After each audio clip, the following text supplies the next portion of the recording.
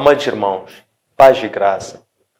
Bem-vindos a mais uma edição do nosso Master Coach em prol da administração da palavra.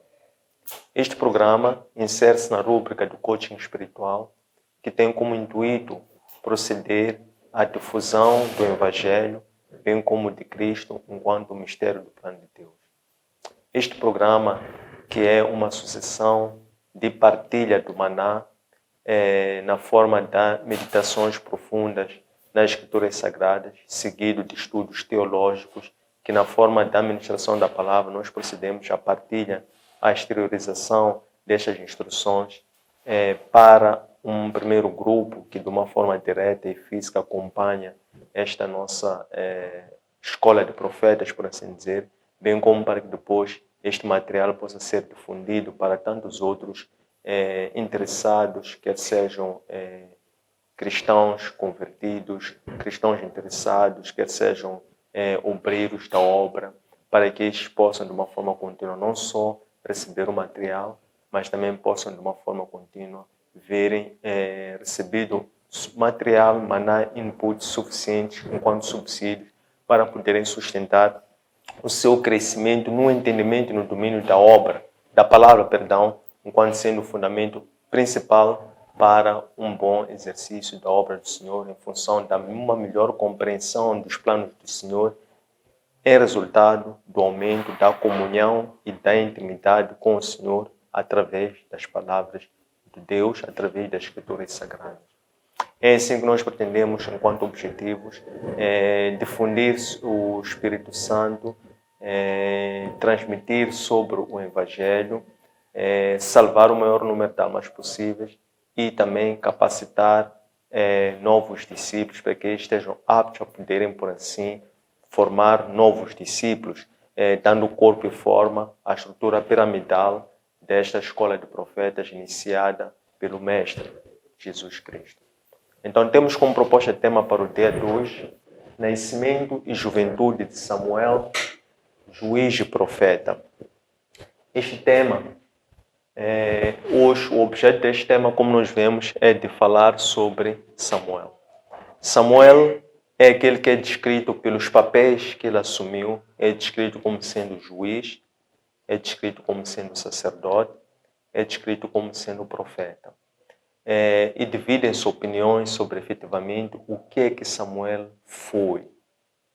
Mas quando nós olhamos para aquilo que foram as atividades de Samuel ao longo de todo o seu ministério e a sua vida, observam-se que em alguns momentos Samuel agiu como juiz, em outros momentos Samuel agiu como profeta, em outros momentos Samuel agiu como sacerdote. Portanto, é seguro descrever Samuel como juiz, profeta e sacerdote. Então, antes de entrarmos para o tema de hoje, em que vou explicar qual é a estrutura, portanto, nós vemos que este tema vamos tratar em 6 partes. Vamos fragmentar esse tema em 6 partes distintas, que cobrem todo este trecho do texto bíblico, do capítulo 1, verso 1 a 6, 21. Então, a primeira parte, vamos referir-se a Elcana e a sua família em Siló, onde subiam anualmente para ir adorar ao Senhor e ir realizar oferta. A segunda parte é quando se descreve a corrupção que estava a ocorrer no sacerdócio que era exercido a nível de Siló. A terceira parte é quando Deus fala pela primeira vez com Samuel em forma de visão, dando a conhecer a Samuel o seu plano de reforma do sacerdócio que estava a ser realizado no templo, através do anúncio sobre a ruína da casa do sacerdote Eli. A quarta parte é quando os filisteus vencem numa batalha aos israelitas, tendo tombado nesta batalha cerca de 4.000 israelitas. A quinta parte é quando os israelitas em revolta, ao quererem se vingar daquela primeira derrota, eles atraem a arca até si, juntamente com os 2 sacerdotes, filhos de Eli, mas nesta guerra derradeira, os israelitas não só perderam, tendo tombado cerca de 30.000 homens, como igualmente a arca lhes fora retirada pelos filisteus que levaram para a sua terra. É quando a sexta e última parte, após os múltiplos sofrimentos, quedas do seu deus dos filisteus, o Dagon, diante da Arca da Aliança, bem como os muitos ferimentos que aquele povo estava a sofrer por intermédio da ira do Senhor, é quando eles decidem, por último, devolver a arca para os israelitas. Então, antes de iniciarmos propriamente neste tema, vamos recordar-nos o que é que nós tratamos na última aula, na sessão da semana passada. Esta nós tratamos sobre a Ruth, a Moabita Ruth, e aqui nós percebemos, compreendemos qual foi o papel da Ruth enquanto uma descendente ou antepassada de Cristo. Então é assim que Ruth, sendo uma moabita, ela confessou a sua fé no Deus verdadeiro por intermédio do testemunho de vida da sua sogra chamada Noemi. É quando Ruth, mostrando uma fé aproximada a Abraão, saiu da sua terra, diferentemente da sua concunhada Orpa, e seguindo a sua sogra Noemi, regressou para Belém, para a casa do pão. Estando lá em Belém, na casa do pão, ela não se esgrimiu, ela não mediu forças em fazer-se a um campo de espiga para lá, de uma forma humilde, fazer seu trabalho como uma forma de obter o seu sustento. Através desta postura da Ruth, que não passou despercebido ao dono do campo onde ela estava a espigar, que era chamado Boaz. Então é assim que Boaz, tendo-se apreciado, acarinhado pela postura, pela forma de trabalho desta mulher, ele acaba por convidá-la para que ela continuasse a respigar naqueles campos até o fim daquela campanha. É assim que depois, por fim, Noemi instrui a Ruth, tendo dito que aquele dono daquele campo era familiar desta e que pela sua bondade, pela forma como esta acolheu a Ruth, era louvável pela forma como ele tinha uma misericórdia para com os vivos e com os mortos. E que se ela mantivesse aquela disciplina, aquela conduta e continuasse a respigar até o fim da campanha, eventualmente Boaz iria acionar o seu direito enquanto um parente de resgate. É isso que depois acabou por se confirmar, tendo por fim Boaz acionado o seu direito de remidor ou de parente de resgate, para que depois eles fossem ser aclamados marido e mulher e depois, por casamento, recebessem como honras, glórias, para que ela, da sua casa, da sua descendência, fosse como da Raquel e da Lia, de tal forma que eles fossem muito prósperos e tivessem muitos rebentes, muitos descendentes. Deste casamento nasceu Obed, que foi filho desses dois, é assim que Obed prefigura como sendo bisavô de Davi, e foi depois pai de Jesse, e Jesse, por sua vez, o pai de Davi. É assim que a Ruth, a Moabita Ruth, enquanto uma estrangeira, enquanto uma gentia, por assim dizer, acabou por figurar no galardão, no perfil dos heróis da fé, enquanto sendo aquela que faz parte da genealogia de Cristo. Então, vamos entrar propriamente para este tema. O que acontece é que, nesta altura, existia uma família natural de Efraim, portanto eram efrateus. E Efraim era uma das tribos, e estes viviam numa cidade chamada Ramá, que ficava nas montanhas dessa tribo chamada Efraim. Então, porque eles eram efrateus, estes eram levitas. Por serem levitas, é assim que eles tinham o hábito de uma vez por ano descerem até Siló, isto é, serem de Ramá, da sua terra, até Siló, uma vez por ano, para irem celebrar uma festa religiosa, segundo os hábitos, os costumes e a tradição do povo de Israel. E o que eles faziam? Elcana levava toda a sua família, porque Elcana tinha duas esposas. Tinha a primeira esposa, a qual ele mais amava, chamada Ana, só que Ana era estéril. Ele tinha uma segunda esposa, chamada Penina, e com esta esposa Penina, ele tinha muitos filhos e filhas. Tinha filhos e filhas, por assim dizer.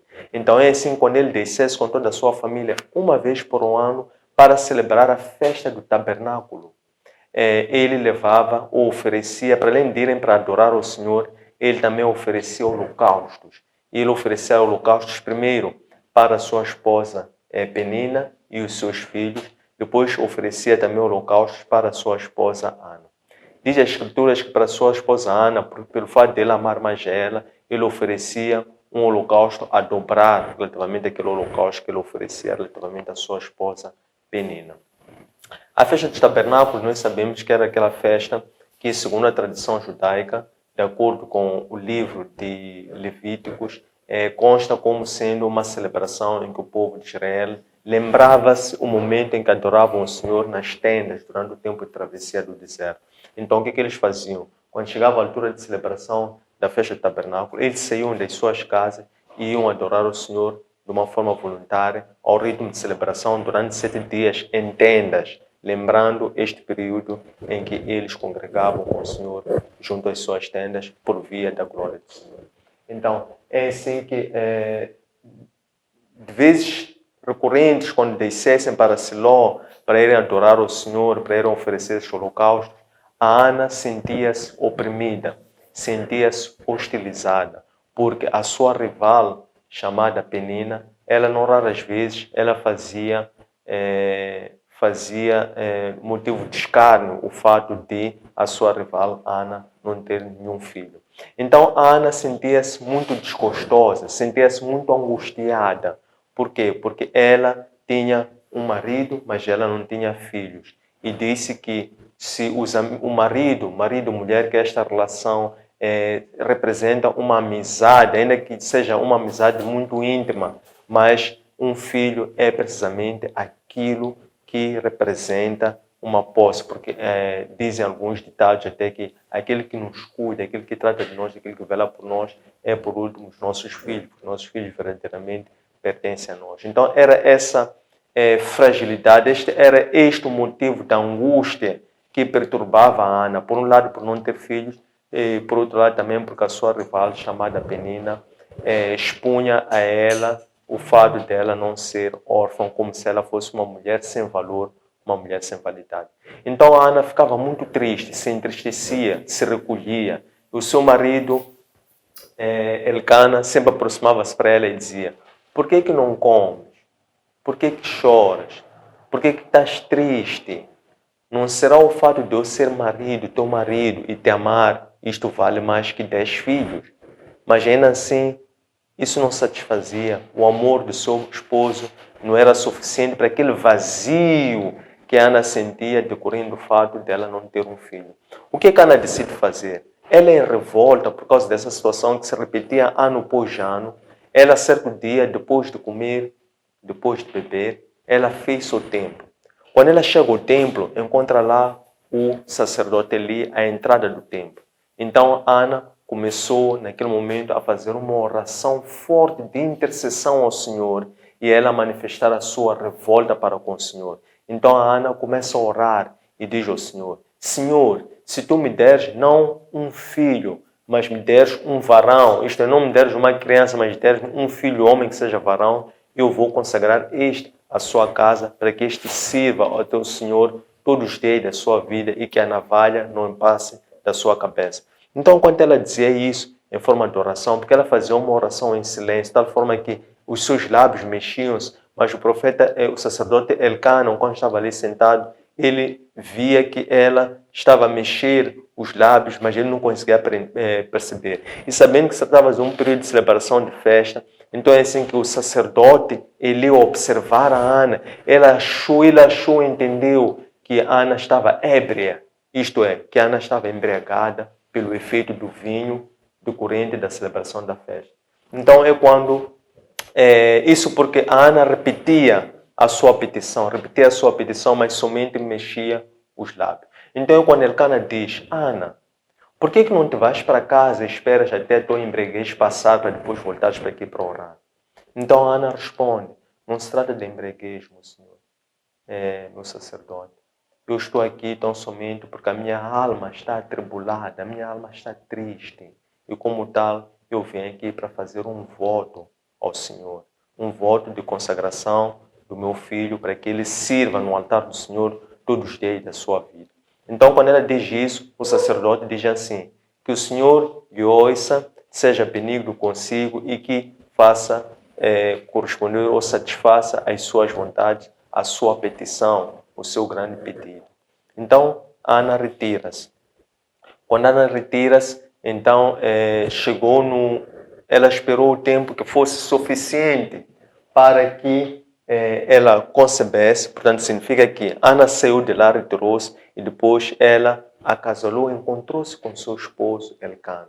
E deste encontro o Senhor lembrou-se da petição da Ana, porque a Ana, quando fez a sua oração, disse que o Senhor se lembre de mim e que me suscite um filho que seja varão, para que eles possam servir ao Senhor. Então, quando ela encontra-se já agora, depois desta oração, deste pedido, deste voto que ela fez com o Senhor, então o Senhor lembra-se da Ana, e é assim que a Ana concebe, e passado um tempo, ela gera um filho. Quando ela gera um filho, então Elcana chegou aquele ano, aquele período do ano, normalmente a festa de tabernáculo realizava-se no mês de outubro. Então Elcana quer subir mais uma vez para Siló, saindo de Ramá, para ir louvar o Senhor e também para ir oferecer o holocausto. Então Ana responde a Elcana: eu desta vez não irei, porque eu fiz um voto com o Senhor, então eu vou ficar a amamentar esta criança até atingir a idade de 3 anos. Quando ela atingir a idade de 3 anos, eu irei subir para o templo a fim de ir consagrar, ir devolver, ir dar este filho para que ele possa servir no templo todos os dias da sua vida. Então Elcana disse: faça-se assim como tu estás a dizer. Depois disso acontecer, ali em Siló, estava a ocorrer em simultâneo uma grande profanação do templo, aquilo que nós podemos designar de uma grande corrupção espiritual. O que estava a acontecer? É que lá em Siló, no sacerdócio, Eli, que era o sacerdote daquela época, havia designado 2 de seus filhos para que ali servissem como sacerdote. Só que esses 2 filhos de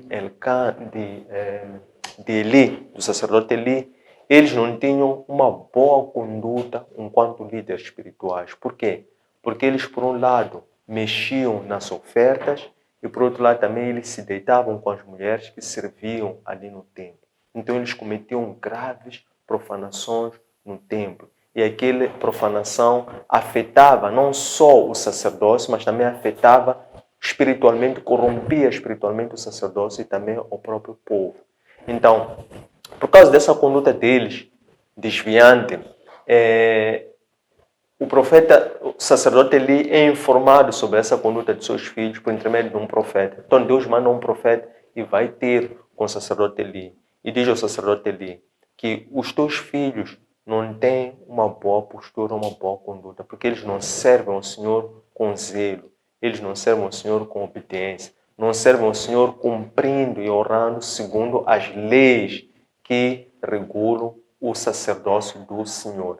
Então, se tu não corrigir os teus filhos a tempo, corres o risco de o Senhor te tirar o sacerdócio. Então, é assim que Eli chama os filhos e repreende-os, dizendo que o que é isso que vocês já não a fazer lá no sacerdócio? As notícias já estão a correr sobre o vosso mau proceder e o vosso mau serviço no sacerdócio. Então corrijam, se arrependam-se e não tornem a fazer mais isso. Somente Eli fica por aí e os seus filhos ouviram o que o pai fez, mas não obedeceram o que o pai fez. Não cumpriram aquela orientação que o pai Eli estava a transmitir a esses 2 filhos. E isso ocorreu por vontade de Deus. Afinal, Deus queria já suscitar um sacerdote fiel. E esse sacerdote fiel era propriamente Samuel. Então, o que acontece? Sucede que depois disto acontecer, Eli, tendo tido conhecimento desta postura desviante dos líderes espirituais, que eram seus filhos, que serviam ali no templo, Eli não conseguiu corrigir os seus filhos. E Eli já tinha a idade muito avançada, de cerca de 98 anos. Então é assim que depois Samuel, enquanto isso, servia lá no templo. Mas Samuel ainda tinha uma tenra idade, era muito novo, porque ele chegou lá com a idade dos 3 anos. Então ele foi crescendo a servir no Senhor enquanto um assistente direto do sacerdote Eli. Então o sacerdote Eli dava como as atribuições ao Samuel a de guardar o templo. Então, enquanto Samuel guardava o templo, Samuel ouve uma voz que lhe chama, Samuel. Então Samuel responde, eis-me aqui. Depois Samuel põe-se de pé, sai da cama e vai a correr, vai ter para o seu sacerdote Eli e diz, Senhor, eis-me aqui, fala-me que o teu servo te escuta. Então quando o sacerdote Eli diz que não fui eu que te chamei, volta para a tua cama. Então Samuel voltou. O Senhor volta a chamar Samuel a segunda vez. Samuel vai e corre para o sacerdote Eli. O sacerdote Eli diz, não fui eu que te chamei, volta para a tua cama.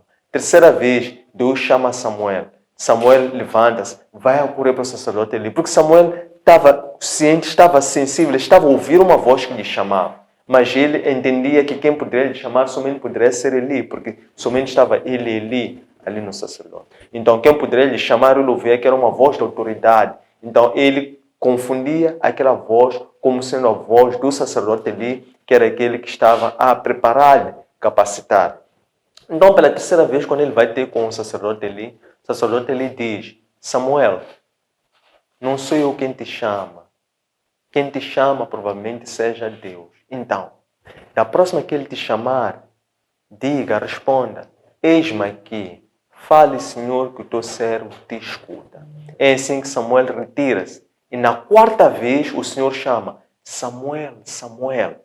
Samuel responde, eis-me aqui, Senhor, fala que o teu servo escuta. Isso porque Samuel nunca tinha tido antes um encontro pessoal com Deus. Samuel não conhecia Deus, mas Samuel tinha os seus ouvidos altamente sensíveis à voz de Deus, diferentemente de Eli e dos filhos de Eli, que desprezavam a palavra de Deus, desprezavam o sacerdócio, desprezavam a instrução que lhes era transmitida. Dessa forma, eles ao tocarem na oferta, porque quando os crentes fossem deixar as ofertas, eles retiravam, pediam, exigiam as carnes ainda cruas para que eles pudessem prepará-las. Isso desobedecendo aquilo que era a ordem de servir no sacerdócio. Então, é assim que depois Eli no dia seguinte, preocupado, chama Samuel logo cedo. Diz assim, Samuel, diga-me o que é que Deus te disse ontem. Porque se tu não disseres, então Deus irá te castigar. Então, Eli fez uma ameaça, por assim dizer, para que Samuel lhe transmitisse o que é que Deus estava a dizer a Samuel em privado. Isso porque, durante aquele tempo, Deus já não falava para o seu povo, porque Deus não estava satisfeito com aquele sacerdócio. Deus não aprovava aquele sacerdócio. É por isso que Deus já não falava para o povo de Israel por intermédio do sacerdote Eli. Então, o sacerdote Eli, quando se apercebeu que Samuel estava a ser chamado por Deus, no dia seguinte diz, Samuel, diga-me o que é que Deus te disse. Então, Samuel partilhou, revelou a Eli toda a verdade que Deus tinha lhe dito. E Deus tinha dito a Samuel assim, eu não estou feliz, não estou satisfeito com o serviço, com o sacerdócio que está a ser prestado no meu templo por intermédio dos filhos de Eli. Então, eu irei destruir, irei fazer descer a minha ira sobre a casa dele, para que ali seja uma substituição, para que haja uma substituição, uma reforma daquele serviço, e eu irei levantar um outro sacerdote para que venha servir-me de forma fiel na minha casa. Então Samuel transmite, partilha isso pela fidelidade, pela transparência e também pelo respeito que Samuel tinha para com o sacerdote Eli. Depois de isso, então o povo reconhecia que Samuel crescia na graça e crescia no conhecimento de Deus e que ele servia na casa do Senhor. O seu rosto tornava-se cada vez mais belo, de um belo aspecto, e as pessoas reconheciam que Samuel verdadeiramente era um profeta do Senhor. Mas ele ainda não era um sacerdote, porque existia o sacerdote que era o Eli, mas o povo reconhecia que em Samuel a graça estava a subir e que ele já era um profeta que estava a ser usado como porta-voz de Deus. Então, quando isso ocorre uma primeira batalha. Os filisteus aproximam-se, amotinam-se junto, próximo a onde se concentrava o povo de Israel, nesta zona de Ramá. Então, eles travam uma batalha. Nessa batalha, o povo de Israel sofreu uma pesada derrota e naquela mesma batalha pereceu cerca de 4.000 homens. Quando isso aconteceu, os israelitas ficaram muito preocupados. Eles reuniram-se. e procuraram compreender por que é que nós tivemos esta pesada derrota. É quando eles decidem que não. Então nós temos que trazer a Arca da Aliança até nós, porque a Arca estava conservada lá no sacerdócio, estava conservada em Siló, lá onde estavam os sacerdotes, filhos de Eli, a servirem no templo. Então eles disseram, melhor trazermos a Arca até nós, para que nós possamos nos fazer uma batalha com a Arca à frente de nós. Isto é, eles queriam estar junto à Arca. Então realmente a Arca desce até eles, juntamente com os dois sacerdotes, filhos de Eli, e fizeram-se então a esta batalha. Só que quando a arca chega até junto a eles, o povo de Israel, eles começaram a clamar a cidade, a chegada da arca, começaram a celebrar a chegada da arca. Nessa celebração, então a terra começou a estremecer. Os inimigos lá, os filisteus, começaram a sentir esse tumulto. Eles perguntaram-se, o que está aqui a acontecer? Então eles ouviram dizer que este tumulto está a vir porque os israelitas acabam de receber a arca. Então eles, os filisteus, ficaram preocupados. Disseram, isso nunca nos aconteceu. Nós vamos combater enquanto eles estão com a arca do Deus deles. Mas não temos outra saída a não ser combater com muita entrega, com muita fé. Então façamos essa guerra sem medo, sem temor e vamos dar o melhor de nós nesta peleja. Sucedeu que no dia seguinte, então, iniciou aquela peleja. Quando iniciou aquela peleja, os israelitas foram severamente massacrados pelos filisteus. E dessa vez pereceram cerca de 30.000 israelitas. Para além de terem perecido 30.000 israelitas, eles fugiram de banda e depois eles capturaram a Arca da Aliança. E depois de terem capturado a Arca da Aliança, levaram a Arca da Aliança consigo e mataram nessa batalha os dois profetas, filhos de Eli. Houve um benjamita que escapou dessa guerra, dessa batalha, que saiu a correr, foi até a Siló para ir informar ao sacerdote o que havia ocorrido. Quando chegou lá, encontra o sacerdote, ele estava sentado sobre uma cadeira. O sacerdote ele já estava com uma idade avançada, cerca de 98 anos de idade, e estava com os olhos já pesados. Então, quando chega ali, o sacerdote ele pergunta, o que aconteceu, meu filho? Fale-me. Então é quando ele diz que hoje nós fomos atacados numa batalha contra os filisteus, e os filisteus nos derrotaram. Mataram muitos de nós, inclusive os seus filhos, e também os filisteus arrancaram de nós a Arca da Aliança. Quando ele ouviu isso, primeiro sobre a morte dos filhos, sobre a derrota, segundo sobre a morte dos filhos, e terceiro mais agravante, sobre a retirada da arca, isto é, a captura da Arca da Aliança por parte dos filisteus, ele, assustado, caiu de trás de costas e ali partiu o crânio e perdeu a vida. Compreende-se aquela profecia que aquele profeta havia lhe informado antes sobre o perigo que eles corriam caso se mantivesse aquela desordem ou aquela profanação do templo. Quando isto ocorre, foi esta derrota dos filisteus, os filisteus eles levam, capturam a arca e vão para a sua terra e introduzem a Arca da Aliança no interior do templo do Deus que eles adoravam, que era Dagon. Quando eles põem a Arca da Aliança em frente a Dagon, no templo onde eles adoravam ao Deus deles chamado Dagon, eles no dia seguinte, quando se fizeram para aquele templo, ao entrar naquele templo, encontraram que o Deus Dagon estava caído por terra. Então eles voltaram a reerguer o Deus deles, Dagon, que estava caído por terra em frente à Arca da Aliança. No dia seguinte voltaram a erguer o Deus deles chamado Dagon. E no dia seguinte, igualmente, voltaram a encontrar, quando entraram no templo, o Deus deles também caído, prostrado, em frente à Arca da Aliança, mas desta vez com a cabeça a partir de seus braços. Então é quando eles perceberam que ali tinha um problema muito grave.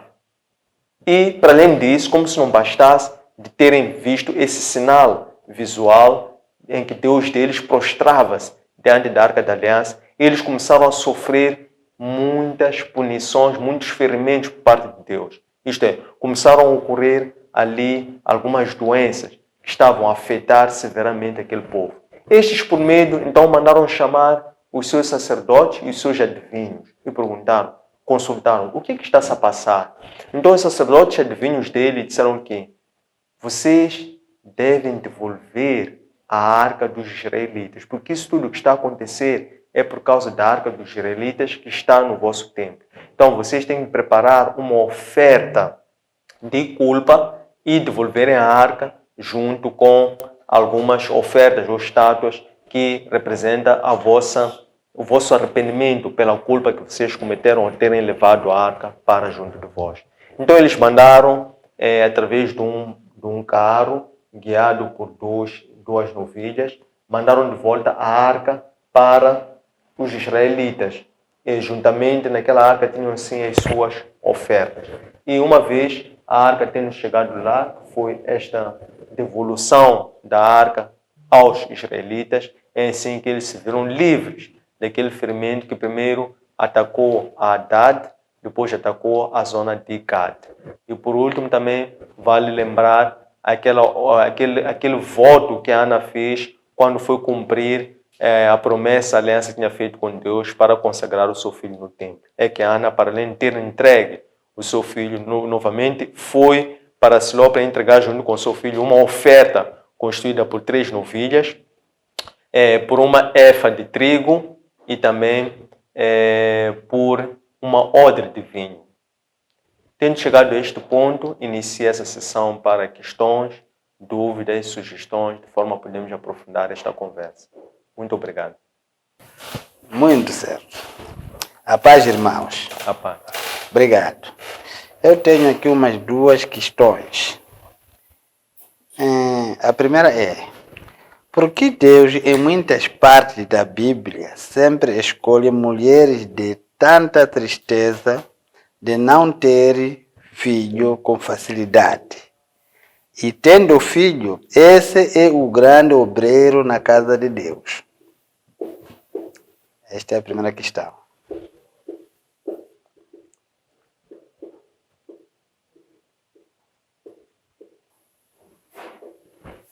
A segunda: Deus, como o Criador de tudo e todos, de onde veio este povo tão cruel chamado filisteus? E qual era a disputa com outros povos?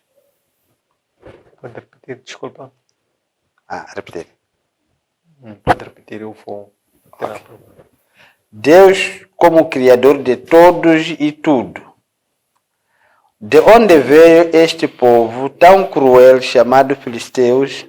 E qual era a disputa com outros povos? Estimados irmãos, a paz. A paz. Que o Espírito Santo repousa em todos nós ao ouvir esta palavra e que o verdadeiro Espírito existente nela abranja-nos e seja o mesmo Espírito a nos dar o entendimento desta palavra. Primeiro, eu gostaria de saber por que Deus chamou em duplo apelo ao Samuel da 4ª vez.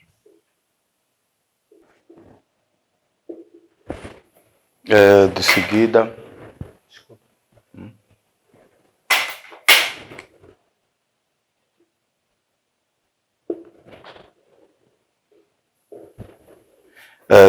eu gostaria de, se calhar essa questão é antiga que eu trago. Eu gostaria de saber o que é a arca como definição e onde é que surgiu a arca e como é que a arca passou a ser o Deus dos israelitas.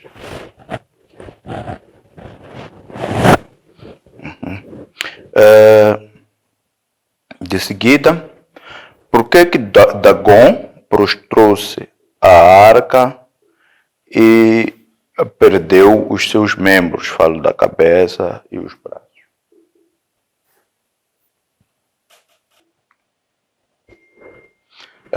Como é que Samuel reformou o templo de Israel, que já estava em decadência por práticas pagãs?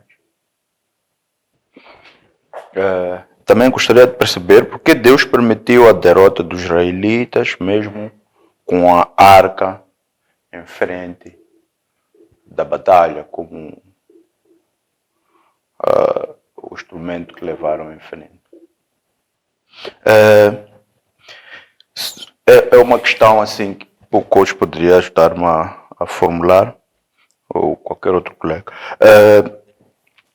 Para o cristão é proibido que ele tenha um objeto físico como um material para adorar. Por que os israelitas viam da arca um Deus? E um paradoxo paralelo a este, Deus, quando quis falar com Samuel, ele mesmo usou da sua própria boca ou palavras para o...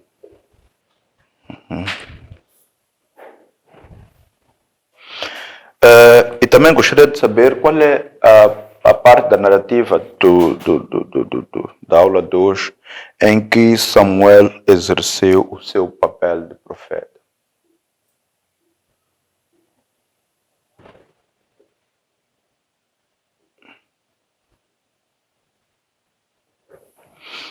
Sabemos que o Samuel foi dado aos trabalhos de Deus um pouco antes até dele nascer, porque a mãe fez um voto com Deus.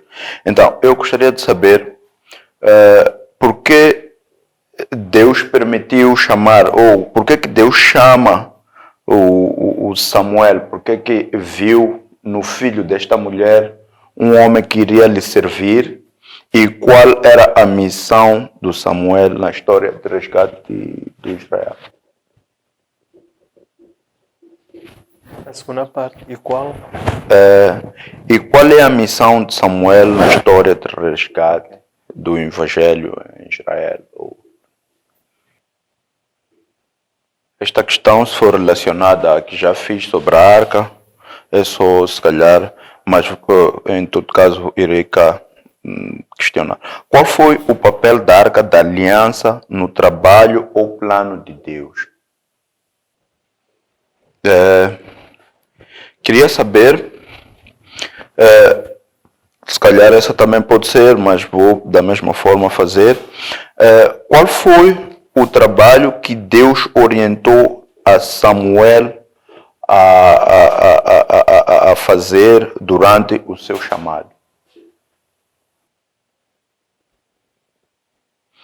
E por último, eu gostaria de...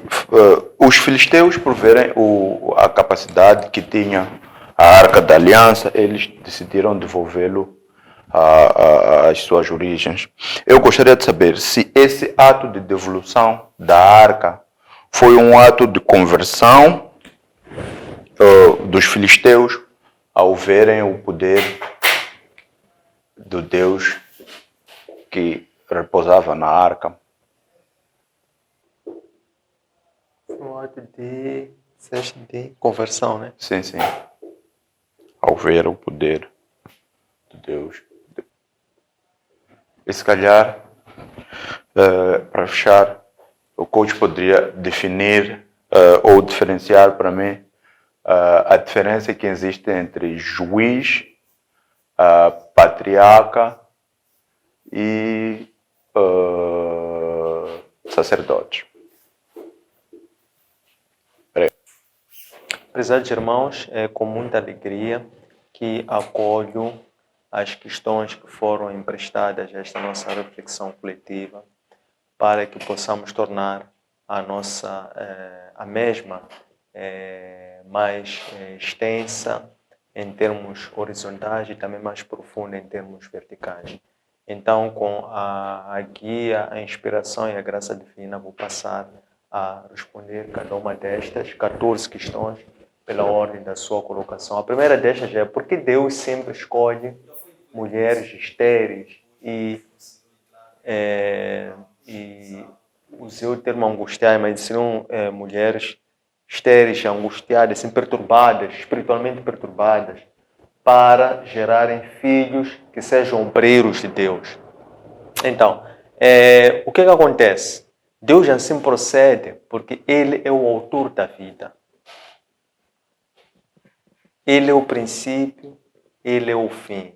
Ele é o Criador não criado. Tudo que é vida é concepção de Deus. Ele usa das pessoas mas mais do que usar das pessoas, usa da fé das pessoas para poder realizar a sua obra por intermédio da vida dessas mesmas pessoas, porque as vidas das pessoas não pertencem às pessoas, pertencem ao próprio Deus. Lembre-se, reparem, compreendam o que eu estou a dizer. Deus é o autor da vida. Ele, ao considerar a vida de cada um, ele tem planos, projetos específicos, concretos, em função da vida dessas mesmas pessoas. É por isso que Deus usa da vida das pessoas para ser um instrumento dele naquilo que é a materialização do seu plano, do plano de Deus. Consequentemente, ele tem uma sensibilidade para com mulheres estéreis, pelo fato dessas mulheres estéreis, elas manifestarem uma revolta por causa daquela situação de esterilidade, não conseguirem conceber um filho segundo a vontade delas próprias, enquanto pessoas humanas. Então, quando a pessoa se convence de que é estéril, a pessoa está numa situação tal que compreende que não tem filhos pela vontade de Deus. Consequentemente, essas mulheres, fazendo uso dessa mesma fé, pela revolta, então elas passam a fazer um voto com Deus de consagrar esses filhos para que eles estejam ao serviço do Senhor. Isso aconteceu com várias mulheres, conforme nós tivemos a oportunidade de ver em toda a história de salvação do povo de Israel. Desde Sara, que era estéril, o caso também da mãe do Jacó e de Isaú, que foi o caso da Raquel. Primeiro a mulher de Ismael, que foi Raquel, depois a mulher de Jacó, também foi estéril. Tivemos o caso também de várias outras mulheres que foram estéreis. Foi o caso da mãe de Sansão, que também era estéril. É o caso da própria Ana. É o caso também de Isabel, filha de João Batista. Então, foram mulheres que iriam gerar filhos especiais. Mas elas primeiro deveriam se convencer de que para terem um filho, enquanto uma bênção de Deus, eles precisavam da intervenção divina. Então é aí que elas, por essa ordem, no uso da sua fé, fazem votos com Deus para consagrar esse filho para a obra do Senhor. Então, eis o motivo. Segunda questão, de onde veio este povo cruel chamado Filisteus e qual era a disputa ou o motivo da disputa com os outros povos? Então, nós temos caso dos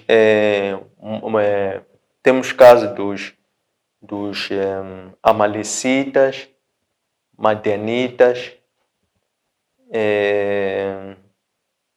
filisteus e tantos outros. Estes eram povos circunvizinhos que ficavam naquelas regiões, na zona de Israel. Então, o que acontece?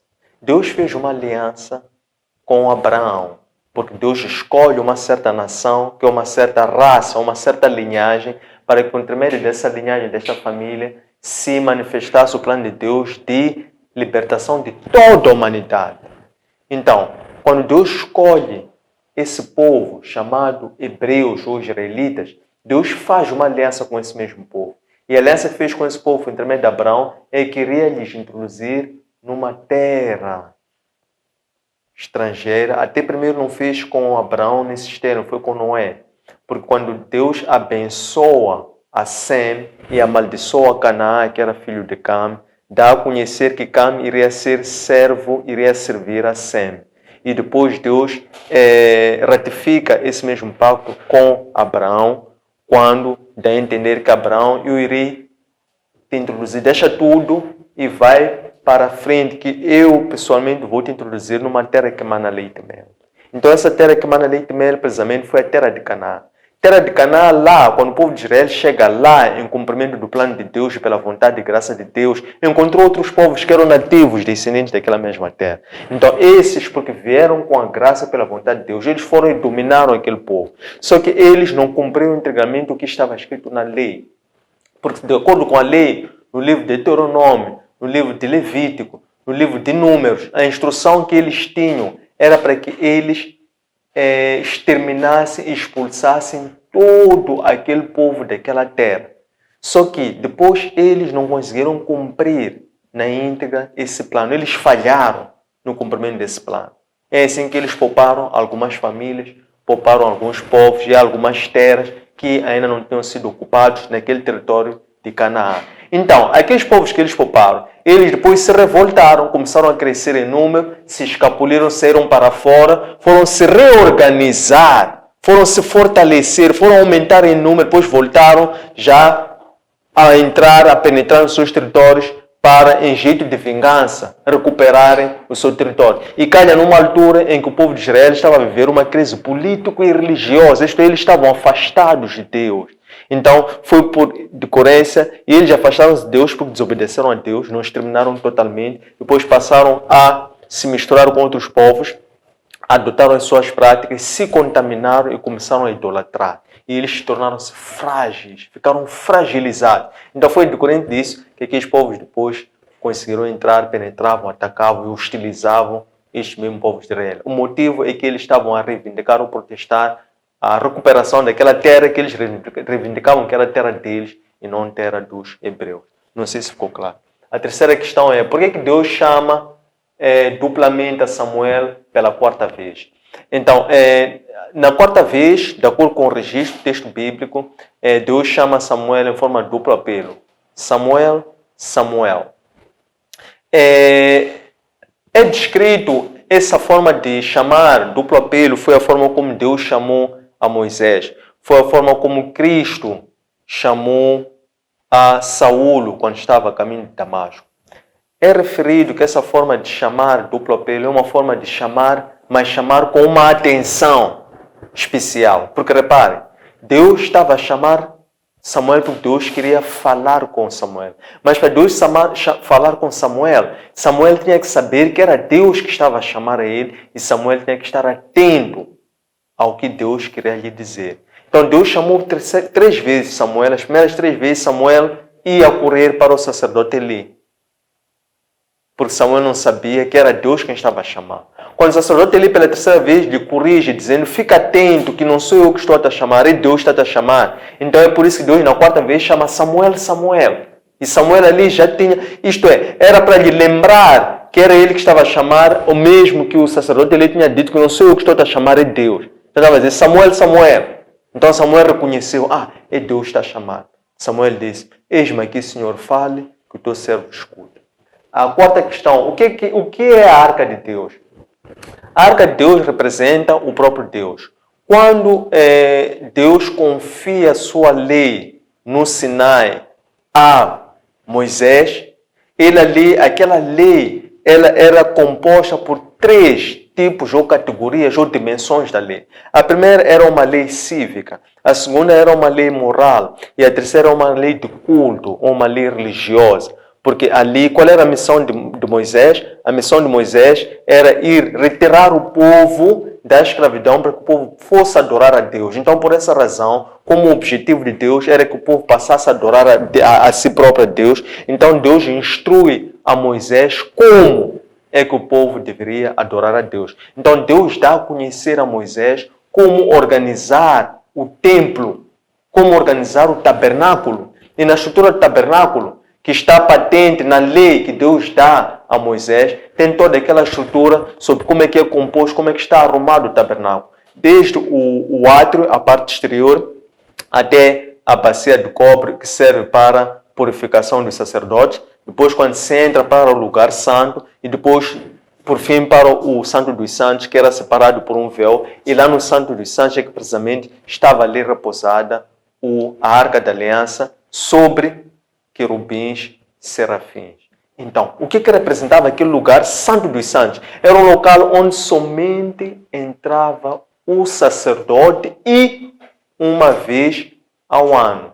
O que representava aquele local? O sacerdote era visto como aquele que fosse o intermediário entre Deus e o povo. No caso, aquele que levasse as petições do povo para o conhecimento de Deus através da queima de holocaustos, sacrifícios e votos, para que Deus atendesse os pedidos e as preocupações do seu povo. Então, a arca representava o próprio Deus. 5. Por que Dagom prostrou-se diante da arca e perdeu os seus membros? Dagom prostrou-se diante da arca porque está escrito que todos os deuses iriam adorar a um e único Deus. O que os filisteus fizeram? Era comum naquela altura o povo que dominasse o outro numa peleja que levasse por despojos tudo, incluindo o próprio Deus. Mas nós sabemos que, relativamente ao povo de Israel, por lei, eles eram proibidos de levar outros deuses, de levar objetos, de levar adornos, de levar ídolos de outros povos, porque aquele povo deveria adorar um e único Deus. Aquilo era o monoteísmo. Então, o que fizeram os filisteus? Eles, ao terem vencido os israelitas, eles também, por terem dominado, vencer significa que eles dominaram os israelitas. Então eles queriam também que isso ficasse eternizado na forma também de que o Deus deles dominou também o Deus dos israelitas. Por isso é que eles capturaram a arca e levaram a arca para o interior do templo, onde eles adoravam o Deus deles, chamado Dagão, e puseram a arca à frente do Dagão. Para sua surpresa, que não era surpresa porque eles eram idólatras. No dia seguinte, eles quando entram no templo, encontram o Deus deles caído, prostrado, em frente da Arca da Aliança. 6. Como é que Samuel reformou o templo que estava em decadência por práticas pagãs? A Bíblia descreve Samuel como sendo um sacerdote suscitado por Deus, um sacerdote fiel, suscitado por Deus. O que acontece? Deus não estava refém, nem estava alheio às práticas de profanação do templo que estavam a ocorrer pelos filhos dele. Significa que aquilo que as pessoas fazem, incluindo as práticas pagãs de profanação do templo, que são feitas pelos líderes espirituais, pelos líderes religiosos, não passa despercebido aos olhos e ao conhecimento de Deus. Então Deus já estava irado e Deus queria reformar aquele sacerdócio. Isto é, Deus já não aprovava aqueles que estavam ali para lhe servir, porque eles já estavam a atropelar as leis de Deus. Quando Deus envia um profeta para ir alertar a Eli, era para que Eli a tempo conseguisse corrigir os seus filhos. Mas Eli não conseguiu corrigir os seus filhos. Mas isso assim foi pela vontade de Deus, é o que diz as próprias Escrituras. Consequentemente, Deus já queria suscitar um sacerdote fiel. E esse sacerdote fiel que Deus queria suscitar é o próprio Samuel. Reparem como Deus é soberano, é o autor da vida, e é o princípio, é o fim. Samuel ainda antes tinha nascido, porque a mãe era estéril. Mas já existiam as práticas de profanação. Deus já compreendia isso. Então, Deus já tinha feito esse plano por intermédio de Samuel, que Deus escolheu nas entranhas da sua mãe, antes da mãe conceber. Que Deus já tinha chamado Samuel e designado Samuel como missão para que ele fosse servir no sacerdócio como um sacerdote fiel. É assim que Samuel, por ter sido designado um nazireno, um servo do Senhor, queria servir no sacerdote por toda a vida e que não iria passar a navalha pela sua cabeça. Por esses motivos é que Samuel foi educado no caminho da justiça, da santidade e da retidão. E esses foram os pilares que fizeram de Samuel um servo, um sacerdote, que agradasse ao Senhor e que estivesse à frente do serviço da obra do Senhor pelo seu tempo de vida. Questão número 7. Por que Deus permitiu a derrota dos israelitas, mesmo tendo a arca? Por quê? Porque os israelitas estavam junto à arca. O que é estar junto à arca? Eles ficavam perto da arca, mas eles não estavam dentro da arca. O que se representava a arca? Eles profanavam o templo, isto é, tocavam as ofertas, e quando tu tocas a oferta, estás a desrespeitar o altar e estás a respeitar a própria oferta. O que representa o altar? O altar representa Deus. Eles, quando tocavam as obras, estavam a profanar o templo. Quando eles desviavam as ofertas do povo, estavam a desrespeitar o próprio Deus, a desonrar o próprio Deus. Mas também quando eles tocavam as ofertas, eles também estavam a profanar o próprio Cristo, porque Cristo é a própria oferta que Deus enviou como seu Filho unigênito, para que viesse para doar a sua própria vida enquanto oferta para a remissão de pecados de todos nós. Então, eles desonravam a Deus e a Cristo. consequentemente, eles assumiam que, estando a exercer um papel exterior de que eram sacerdotes para a aprovação do povo, mas faziam práticas que desaprovavam o próprio Deus, então eles eram conhecidos ou tratados como filhos de Beliel. Beliel é um termo, é uma expressão que se usa para dizer filhos não queridos, filhos rebeldes. Então, eles eram filhos de Beliel.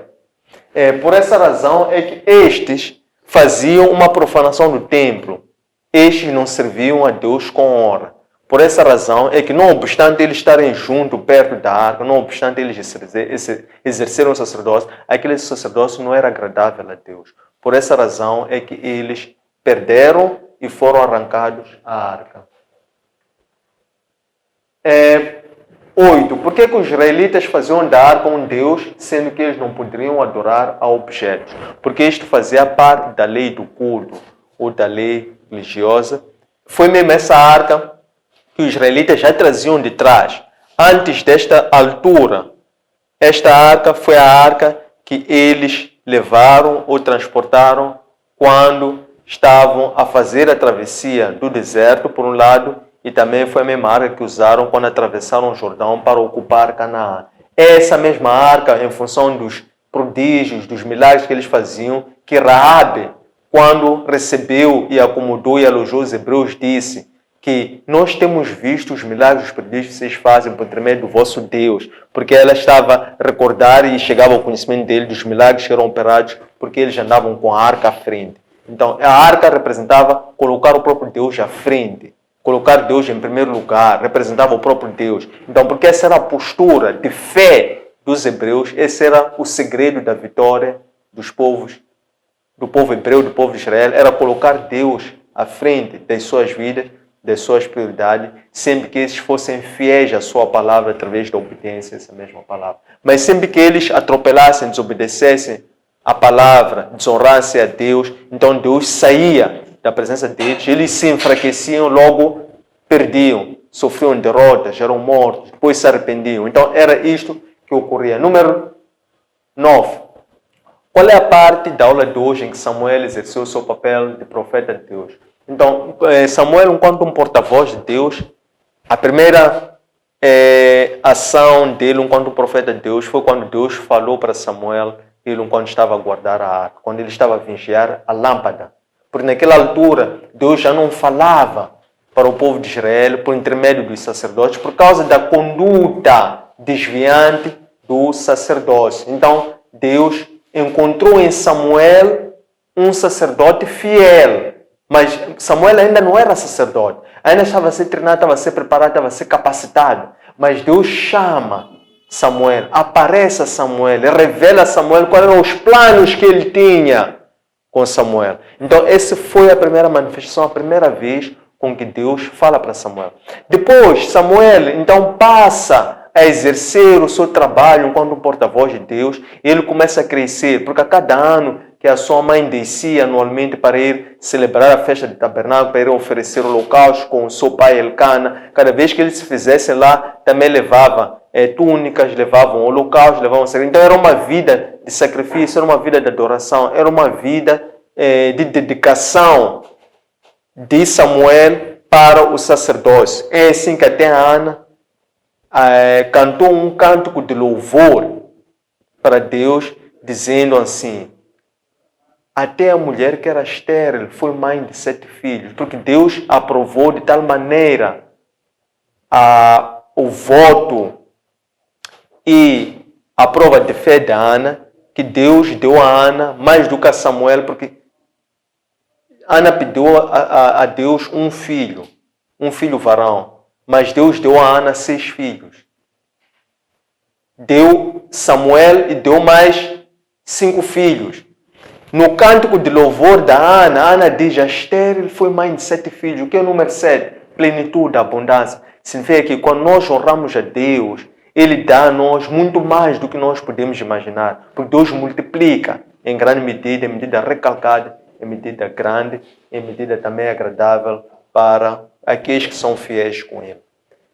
Por que Deus chamou Samuel no ventre da sua mãe? E qual era a missão de Samuel na história de salvação do povo de Israel? Então, nós vimos que Deus chamou Samuel, vendo sua mãe, já por várias vezes falamos sobre isso, é que Deus tinha este plano, sim, a missão de Samuel era para que Samuel fosse ser juiz. É assim que diz, Samuel foi o último dos juízes do povo de Israel, numa altura em que a tribo de Israel estava a ser um governo central. Estava a viver aquela crise deuteronômica.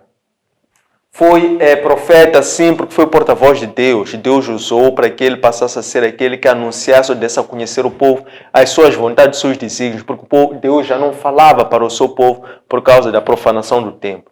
Foi sacerdote? Sim, foi sacerdote, porque depois Samuel vem a substituir o papel que era exercido por Eli, enquanto sacerdote do povo em Siló, e Deus passa então a usar a Samuel também enquanto sacerdote do povo. 11. Qual foi o papel da Arca da Aliança no trabalho, no plano de Deus? Também sobre isso já explicamos qual era o papel da Arca da Aliança. 12. Qual foi o trabalho que Deus orientou Samuel durante o seu chamado? Então nós já vimos, foram as funções, as vocações de juiz, de profeta e de sacerdote. 13. O ato de devolução da arca pelos filisteus foi um ato de conversão? Não, este não foi um ato de conversão, foi um ato de arrependimento. É por isso que eles, ao terem consultado os seus sacerdotes, os seus adivinhos, eles disseram que vocês cometeram uma abominação graveira. Foi ter levado a arca que representa o Deus deles, ter trago até aqui em nossas terras. Então, esse todo o problema que estão a acontecer, esses ferimentos, o fato do nosso Deus estar sempre a cair e prostrar-se, é porque temos esse problema de ter um Deus que é Deus dele. Então nós temos que devolver esse Deus. Então eles assumiram que eles tinham uma culpa. Eles eram culpados por aquilo que estava a acontecer. Então eles fizeram uma oferta, isto é, devolveram a arca e junto a essa devolução da arca pediram desculpas. Arrependeram-se e assumiram uma falha por esse ato ao terem enviado não só a arca, mas igualmente mandaram 2 bezerros e também mandaram objetos do ouro enquanto oferta, enquanto assumir da culpa por terem levado a arca indevidamente. 14ª e última questão, qual é a diferença entre juiz, profeta e sacerdote? Também há bocado estivemos a explicar, juízes exerciam o papel de líderes carismáticos, os profetas eram aqueles que eram os porta-vozes de Deus e davam a conhecer ao povo o oráculo, a vontade e interesse do próprio Senhor. E os sacerdotes são aqueles que faziam a apresentação, faziam a intermediação, faziam a expiação, faziam o culto. Eram aqueles que, enfim, levavam ao Senhor as preocupações do seu povo em representação destes mesmos, em sede de missão ou ministério intercessório, ou ministério sacerdotal, ou comunicação ascendente, conforme preferirmos.